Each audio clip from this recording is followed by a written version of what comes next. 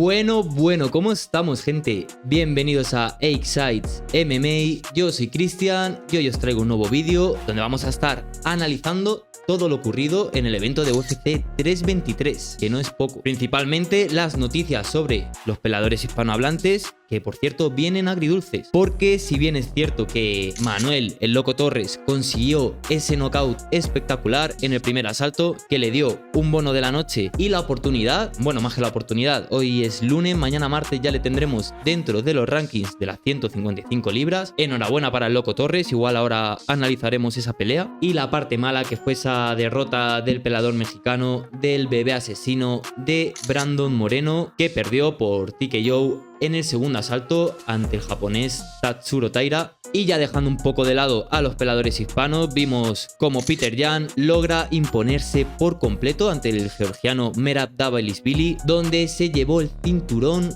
por decisión unánime de los jueces y donde vimos una performance brutal del peleador ruso, que le dio un repaso en el striking a Merab. Por desgracia también vimos esa lesión de codo del campeón de Alexandre Pantoja, bueno, ex campeón ya destronado por el joven Joshua Ban, que con tan solo 24 años se proclama como campeón del peso mosca de la UFC. Cierto que las circunstancias han sido lo que han sido, al final ha sido campeón por esa lesión, pero bueno, oficialmente es campeón y mucho que hablar de qué nos espera ahora para esa división de las 125 libras. Y bueno, luego ya cositas sueltas como esas peleas que tuvimos en las preliminares, que fueron muy locas, de verdad, o sea, las early prelims, las que fueron antes, fueron finalización tras finalización. Me quedo sobre todo con esa performance de Ivo Baranieski, del polaco, que fue una pelea literalmente de bar, donde los dos se llegaron a medio noquear un par de veces, pero al final se impusieron los golpes del polaco. Esa victoria también de Jalin Turner, que le pegó un repaso a Edson Barbosa. Parece que tenemos de vuelta al estadounidense. Y bueno, más cositas también, como esa brutal performance del peleador francés Fares Thiam, que logró noquear con esos codos a Sadikov. Y esa gran victoria de Peyton Talbot, que logra imponerse, bueno, pasar por encima literalmente de Henry Cejudo, de Triple C, que recordemos que fue ex doble campeón del peso gallo y del peso mosca. Pero nada, gente, ya la nueva generación viene pisando fuerte y vaya repaso que vimos también de Peyton Talbot sobre Henry Cejudo. Pero bueno, vamos a entrar ya más a fondo ahora analizando las peleas, así que nada, si te interesa, quédate que te lo cuento.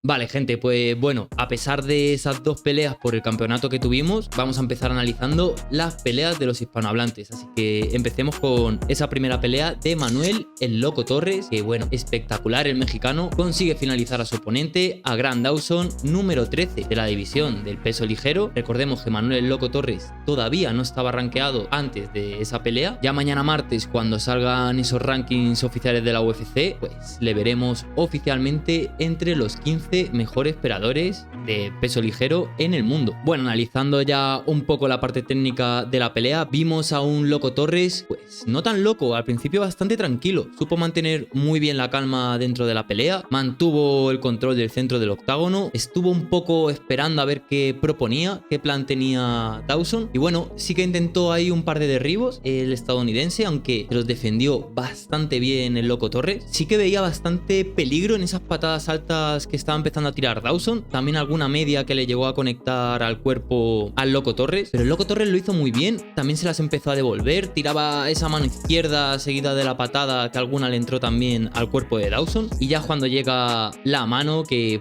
de verdad, el Loco Torres tiene mucho potencial para esta división, le veo también muy grande físicamente para la categoría en la que está, para las 155, alto, creo que promete bastante, y la UFC al final con esta pelea que nos puso, con este emparejamiento, está claro que lo que está buscando es potenciar al mexicano. Y oye, merecidísimo, victoria muy contundente ante un rival complicado, que no mucha gente de la división lo quiere enfrentar. Y ahí hemos tenido al Loco Torres representando a México, representando a los hispanos. Y nada, vamos con la siguiente pelea. Bueno, siguiendo con los hispanohablantes, vamos con la pelea de Brandon Moreno, que se llevó la derrota ante Tatsuro Taira, número 5 de la categoría del peso mosca de la UFC. Esta pelea, la verdad que entró Brandon Moreno como el underdog, venía como favorito Tatsuro Taira, pero realmente yo sí que pensé que Brandon Moreno tenía las herramientas necesarias para poder ganar esta pelea, y lo vimos un poco en ese primer asalto, ¿no?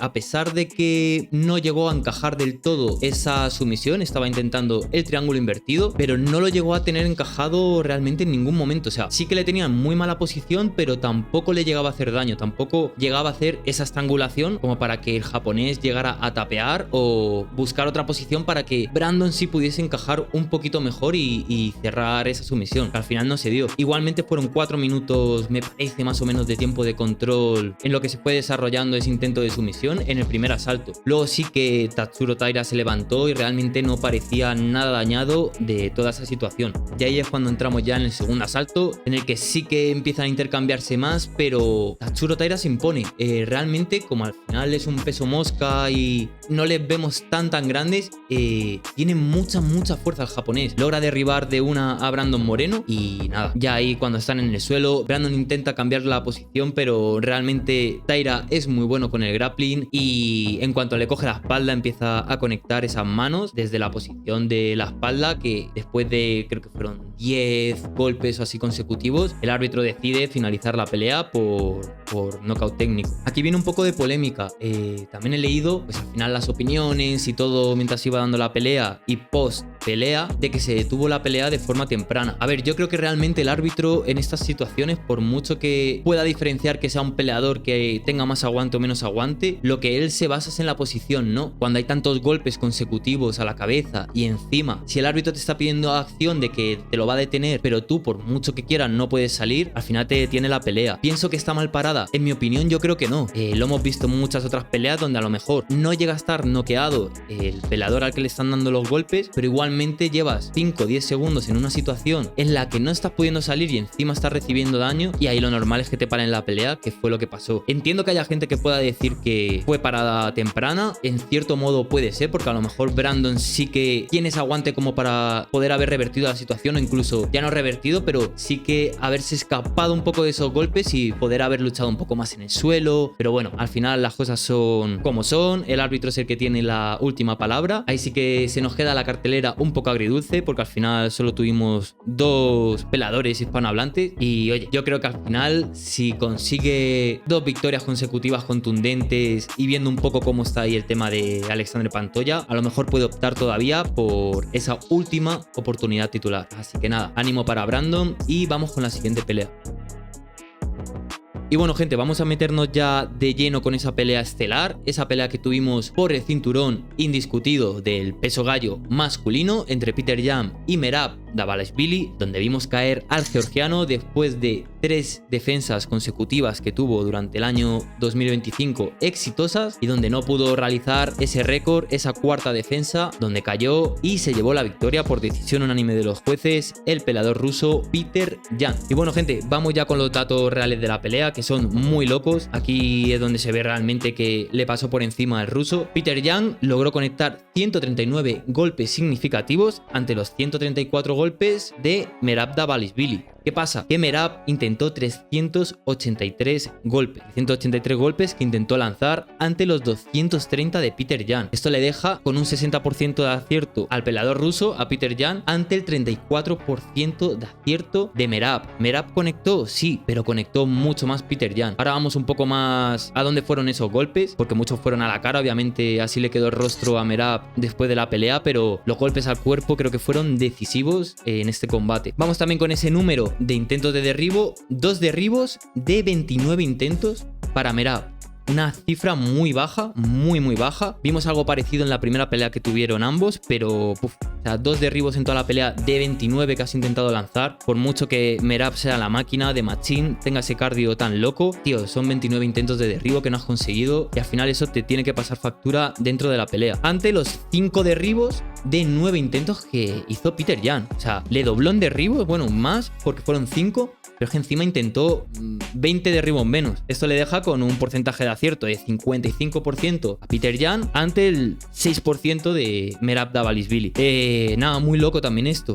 Al final, esto lo que nos dice es que ahora mismo Peter Yan como campeón va a ser muy sólido, porque aparte de que tiene un striking muy pulido y que hace mucho daño, también le vemos que tiene una defensa de derribos espectacular. No que le encante ir al suelo. Peter Yan, la verdad, que no es el pelador que más vemos en la faceta del grappling, pero igualmente tiene esa capacidad para defenderte los derribos. Imaginaros esa posible pelea que pueda haber entre Peter Yan y Umar Nurmagomedov. Creo que puede ser muy loco, pero bueno, ya haremos para eso más adelante. Y bueno, el último dato, los 5 minutos de tiempo de control en el suelo para Merab. Aquí es el único que sí que le gana a Peter Yan, ante los 2 minutos con 55 segundos de tiempo de control para Peter Yan. Esos son los números oficiales. Obviamente nos deja claro qué le pasó por encima a Peter Yan. Y aquí sí que os voy a sacar la gráfica de los golpes según las zonas del cuerpo donde le dieron, cabeza, cuerpo o pierna, y vemos ese 12% de los golpes al cuerpo por parte de Peter Yan, que aunque parezca poco, es más, incluso le gana Merab en ese aspecto de más golpes al cuerpo conectados, pero es que vaya 12%, gente. Esos golpes al cuerpo de Peter Yan fueron mermando a Merab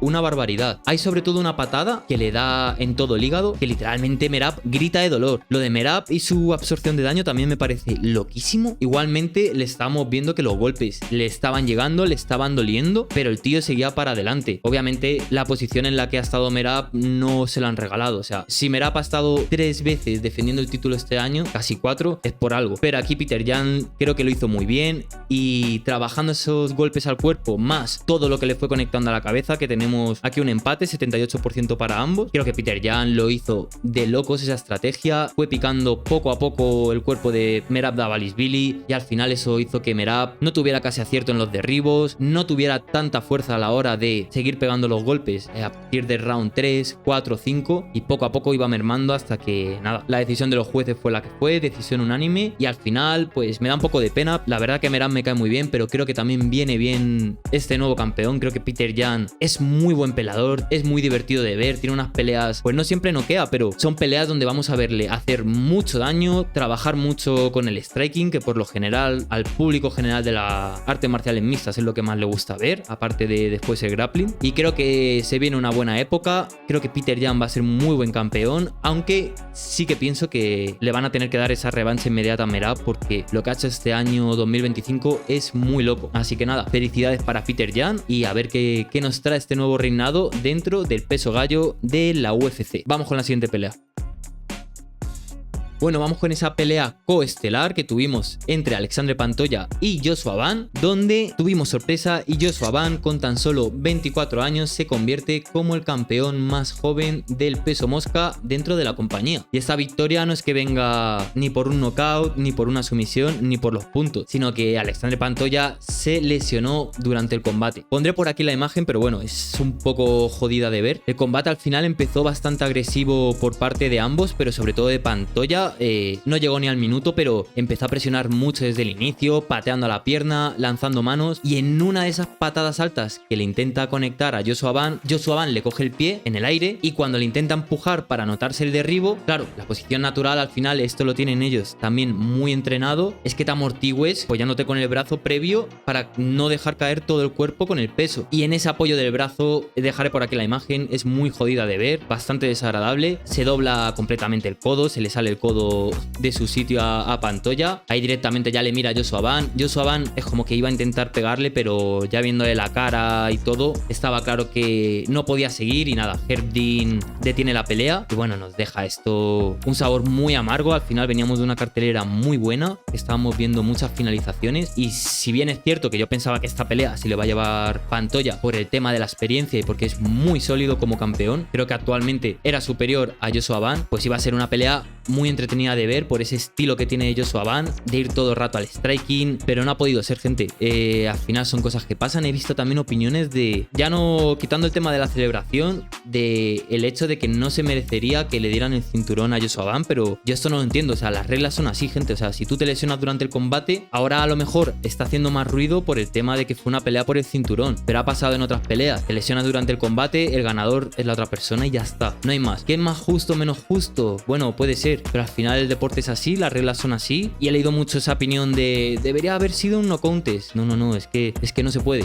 Te parezca bien o mal, las reglas son así y nada. El campeón es Joshua Ban. Entrando en el tema de la celebración, que lo celebró después subiéndose a la jaula. Gente, yo entiendo y creo que sí que debería haberse, no digo no celebrarlo, pero bueno, a lo mejor tener una celebración un poco más tranquila. La forma en la que ganó y todo, pues tampoco acompaña a que lo celebres a lo grande. No es que lo hayas noqueado ni nada, pero tiene 24 años, gente. O sea, se acaba de hacer campeón independientemente de la forma con tan solo 24 años. Tenéis que entender que el chaval pues será impulsivo, le salió a celebrarla así y pues bueno, puede parecer mejor o peor, pero tampoco le veo para que se le esté tirando mucho hate al final a Joshua Ban. Y bueno, a ver qué nos deja esto, porque obviamente la oportunidad se la tendrían que dar directamente a Alexandre Pantoja, pero hay que ver la gravedad de la lesión, cuánto tiempo va a tener para recuperarse, y yo creo que entre todo ese tiempo, que a lo mejor luego cogen y te dicen que son 3 meses, que no lo creo, pero tiene toda la pinta de que si va a ir para largo, ponle que mínimo 6 meses hasta que pueda empezar a entrenar. Creo que Joshua Ban sí que va a hacer alguna defensa como campeón. Y bueno, vamos a ver cómo nos deja esto para la división, porque es una lesión jodida para Pantoja. La edad que tiene tampoco ya la acompaña, por muy sólido que estuviera actualmente compitiendo. Perder el cinturón de esa manera y después de ese recorrido que venías haciendo dentro de tu división, tiene que ser jodido para él. Así que nada, mucho ánimo. También enhorabuena para Joshua Ban por convertirse en ese campeón más joven dentro del peso mosca. Y bueno, al final Joshua Ban es muy entretenido de ver y creo que nos va a dar peleas muy buenas. Quién sabe si va a ser Tatsuro Taira la primera defensa, pero bueno, ya estaremos aquí para contarlo. Así que nada, vamos con la siguiente, que vamos a tocar un poquito las preliminares. Así que nada, vamos con la siguiente. Y bueno, aquí ya para ir resumiendo un poco, porque realmente esta cartelera, o sea, ya te digo, hasta las early prelims tenían análisis que hacer porque fueron muy buenas peleas por esos knockouts que tuvimos. Pero nada, me voy a centrar sobre todo en la pelea de Ivo Barineski, el polaco. Para mí, bueno, se llevó el bono de la noche por Performance of the Night. Fue una locura, gente. Si tenéis la oportunidad de ver esa pelea, os pondré aquí, no puedo poner nada realmente, pero pondré un extracto, aunque sea del knockout. Pero de verdad, fue una pelea de bar. Yo por momentos creía que el polaco iba a perder porque sí que se estaba comiendo manos muy fuertes. Al final es una pelea de 205 libras, semipesados, son golpes muy potentes, manos que pesan mucho, pero el polaco supo mantenerse, tiene buena absorción de daño y bueno, encontró el timing perfecto y al final su mano fue la que consiguió noquear y de verdad fue un espectáculo. O sea, creo que fue 1 minuto, 2 minutos de pelea, pero fueron muy divertidos. Si escucháis la narración en inglés, están todo el rato descojonándose ahí Jon Anik, Joe Rogan, DC, porque de verdad, o sea, fue una pelea muy divertida, así que os la recomiendo. También a destacar la pelea de Jalin Turner, que consiguió noquear a Edson Barbosa.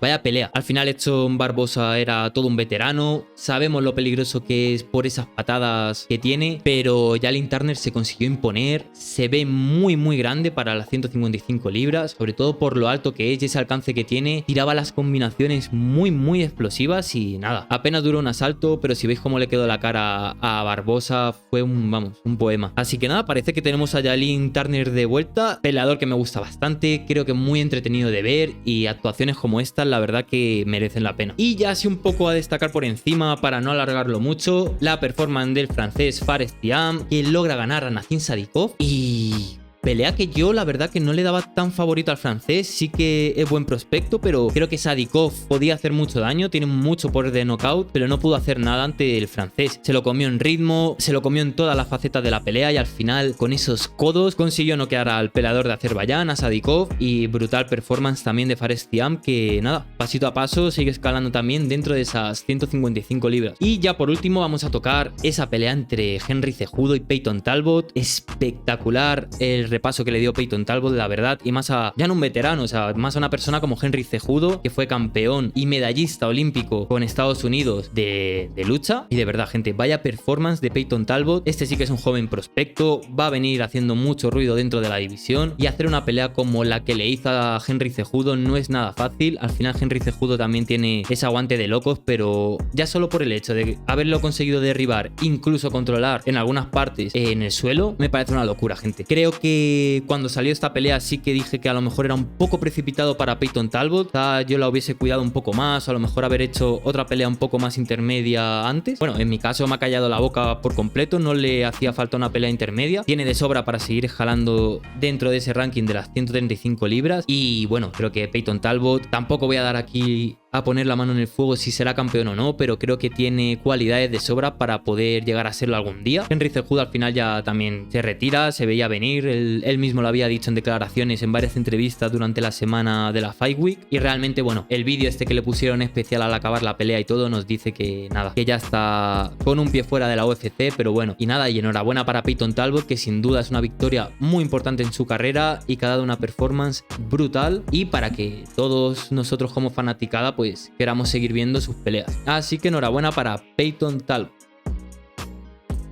Y bueno, gente, ya poquito más que contar acerca de la cartelera. Creo que se quedó muy buen evento el UFC 323. Tuvimos finalizaciones por doquier. También vimos cómo apostó la UFC para que fuera un buen último numerado del año, ya que era el último evento numerado con ESPN. Recordemos que ya el próximo será en enero con el nuevo contrato televisivo con Paramount. Pero bueno, pusieron toda la carne en el asador y les salió bien, la verdad. Fue un buen evento, lo pasamos bien, muchas finalizaciones. Me quedo obviamente con esa victoria del Loco Torres por nocaut. Y sin duda, pues un poco triste el tema de Alexandre Pantoja, que haya perdido el cinturón de esa forma. Pero bueno, gente, así es la UFC, así es este deporte. Y nada, hasta aquí el vídeo de hoy. Si os ha gustado, ya sabéis, darle a me gusta, compartirlo y suscribiros para ir haciendo crecer el canal y así llegar a más gente. Muchas gracias y hasta pronto.